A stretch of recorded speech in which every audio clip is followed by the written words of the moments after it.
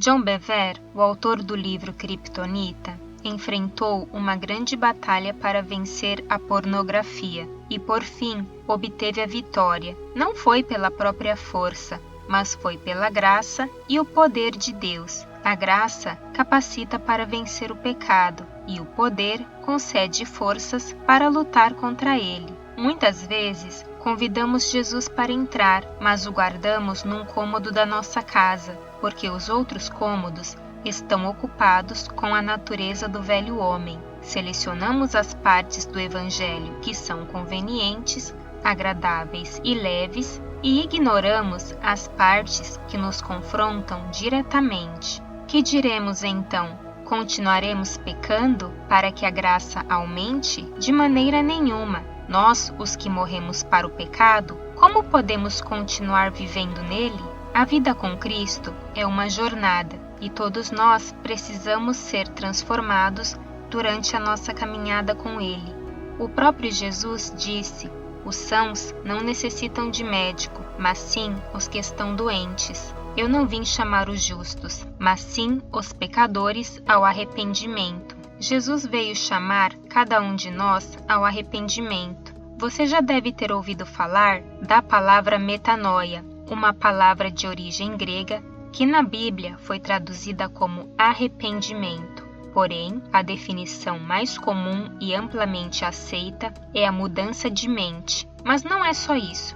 O conceito de metanoia é ainda mais abrangente. Seu conceito envolve o arrependimento, mas vai além disso. A metanoia bíblica não se trata apenas de uma transformação que acontece por meio de regras ou punições. Trata-se de uma mudança profunda que acontece de dentro para fora. Um processo onde o indivíduo reorienta sua mente e a sua vontade para longe do pecado e em direção a Deus.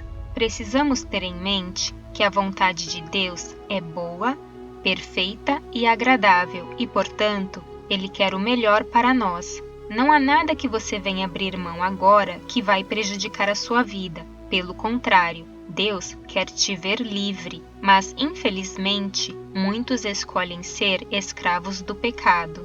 O arrependimento de Davi foi notório.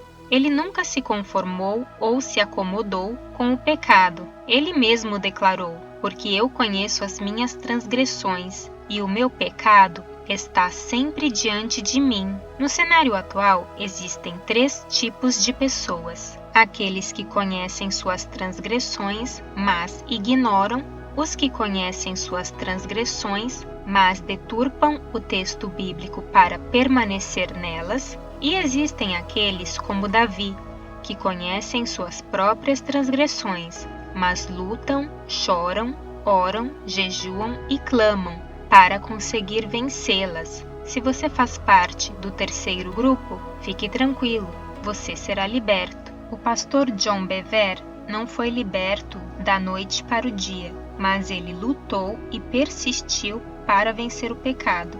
Por isso, Deus o libertou completamente e ele nunca mais caiu. Lembre-se, pois ainda que o justo caia 7 vezes, tornará a erguer-se, mas os ímpios são arrastados pela calamidade. Quanto ao primeiro e segundo grupo de pessoas, fica o alerta: se Jesus voltar hoje, estes não vão subir, porque estão em pecado, sabem disso e não fazem nada a respeito. Lembre-se que a parábola das 10 virgens é um texto direcionado para a igreja. No texto de Mateus 25, Jesus deixa claro que existem 2 grupos distintos: as que estavam prontas, pois tinham o azeite, e as que não estavam prontas, pois não tinham o azeite. E no final há um alerta: vigiem, porque vocês não sabem o dia nem a hora. Precisamos estar prontos, precisamos nos santificar. No ano em que o rei Uzias morreu, eu vi o Senhor assentado num trono alto e exaltado, e a aba de sua veste enchia o templo. Acima dele estavam serafins, cada um deles tinha 6 asas, com 2 cobriam o rosto, com 2 cobriam os pés, e com 2 voavam, e proclamavam uns aos outros: Santo, Santo, Santo é o Senhor dos exércitos, a terra inteira está cheia da sua glória. Ao som das suas vozes, os batentes das portas tremeram e o templo ficou cheio de fumaça. É difícil falar sobre santidade numa época totalmente corrompida. A maioria das pessoas não tem sequer noção do que isso significa. Por isso, essa passagem de Isaías é tão importante. Ela mostra um Deus santo, perfeito, assentado num trono alto e sublime, enquanto os anjos o adoram sem cessar. Ao ser confrontado com esse cenário, imediatamente Isaías declara: Ai de mim, pois estou perdido, porque sou um homem de lábios impuros e habito no meio de um povo de impuros lábios. Os meus olhos viram o Rei, o Senhor dos exércitos. Ele era um profeta, ele pregava contra o pecado, mas o simples fato de estar diante de Deus o encheu de um santo temor. Isso revela o primeiro aspecto da santificação. Quanto mais perto estamos da presença divina, mais longe queremos estar da nossa natureza carnal. A luz que há em Deus expõe as trevas que existem em nós. Outro aspecto interessante dessa passagem é que tudo isso aconteceu no ano em que o rei Uzias morreu.